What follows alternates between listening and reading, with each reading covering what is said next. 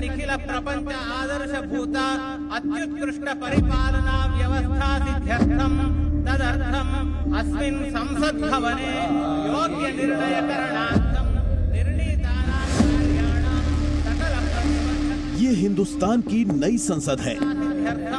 सर्वत्र विजयार्थम सर्वेषां जनानां सुख संतोषाभिवृद्ध्यर्थम समस्ताभ्युदयार्थम संसद भवन प्रवेशांगत्वेन कृतानां नई संसद का पीएम मोदी ने किया उद्घाटन। अतिशय फलप्राप्त्यर्थम श्री महागणपति प्रीत्यर्थम श्री महागणपति वैदिक परंपराओं से सेंगोल की स्थापना। आरोग्यम पद्मबन्धुर्वितरतु नितरां सम्पदं श्रीधरश्रीः लाभं भूमिपुत्रस्य सकलगुणयुतां वाग्विभूतिं। मंत्रों के साथ पीएम मोदी ने की परिक्रमा। सौभाग्यं देवमन्त्रे रिपुभयशमनं भार्गवशौर्यमार्भिः राजदंड को मोदी का दंडवत प्रणाम।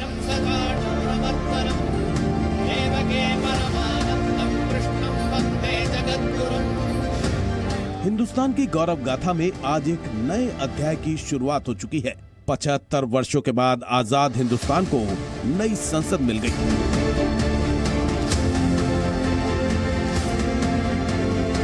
लेकिन नई संसद के उद्घाटन के नाम पर जारी सियासत पर विराम नहीं लग पाया, बल्कि दोगुनी रफ्तार के साथ विवादों का नया दौर और रफ्तार पकड़ने लगा है। नई संसद पर विवादित बयानों से लेकर प्रधानमंत्री मोदी को लेकर तमाम टिप्पणियों का दौर भी शुरू हो गया है।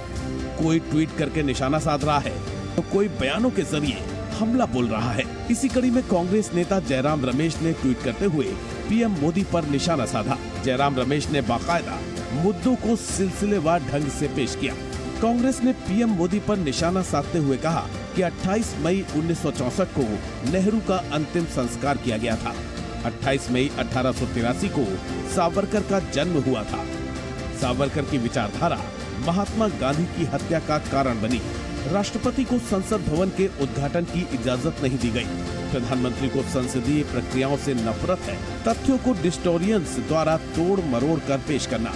2023 में गिरावट का सबसे निचला स्तर।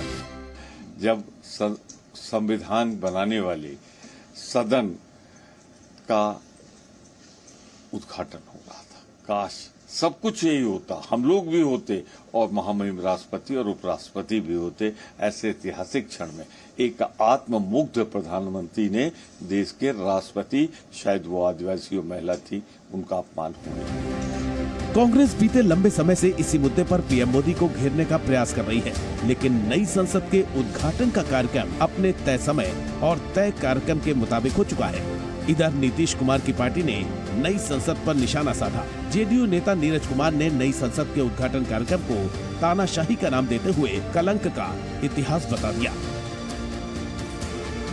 आजाद हिंदुस्तान का एक ऐसा प्रधानमंत्री जिसने सनातन धर्म के लगभग हिंदी भाषी क्षेत्र में 2416 मंदिरों को तोड़ दिया, भारत माता के मंदिर को तोड़ दिया, आज इतिहास को कलंकित कर रहा है। नए दौर में मोदी इतिहास रचने की रचना हो रही है। ये निश्चित रूप से देश के संसदीय लोकतंत्र का अधिनायकवाद की ओर बढ़ता हुआ कदम है।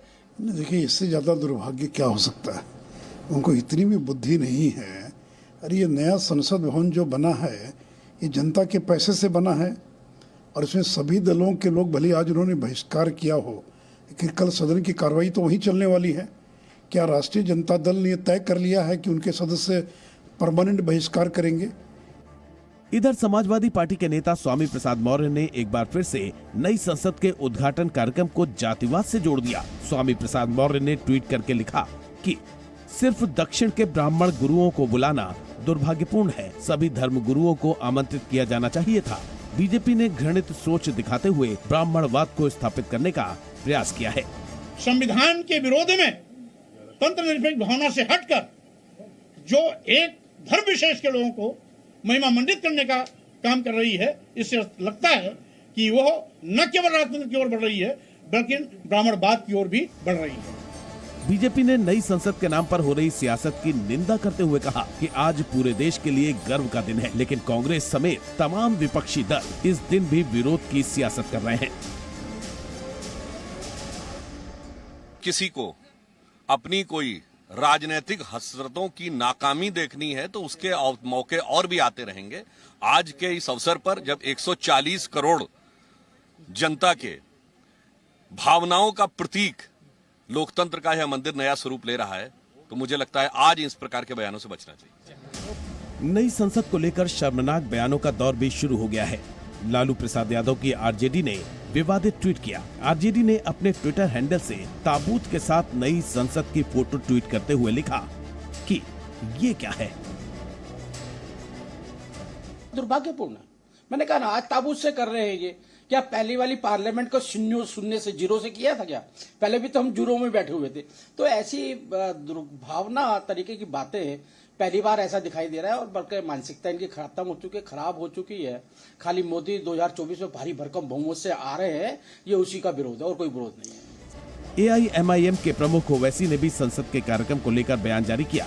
ओवैसी ने कहा कि उद्घाटन अगर लोकसभा के स्पीकर करते तो ज्यादा बेहतर होता। वहीं ओवैसी ने आरजेडी के ताबूत वाले विवादित बयान पर भी पलटवार किया। बेहतर होता कि लोकसभा के स्पीकर उसका इनॉग्रेशन करते, मगर प्रधानमंत्री को हर जगह दिखाना है कि वही सब कर रहे हैं, दूसरा कोई कर ही नहीं सकता। और 2014 से पहले तो भारत में कुछ हुआ ही नहीं, अभी हो रहा है। अब उनका क्या है, उनके बारे में क्या बोले, उनका तो कोई स्टैंड ही नहीं है। अब उसको ताबूत क्यों कह रहे हैं? वो किसी और मिसाल दे सकते थे ना।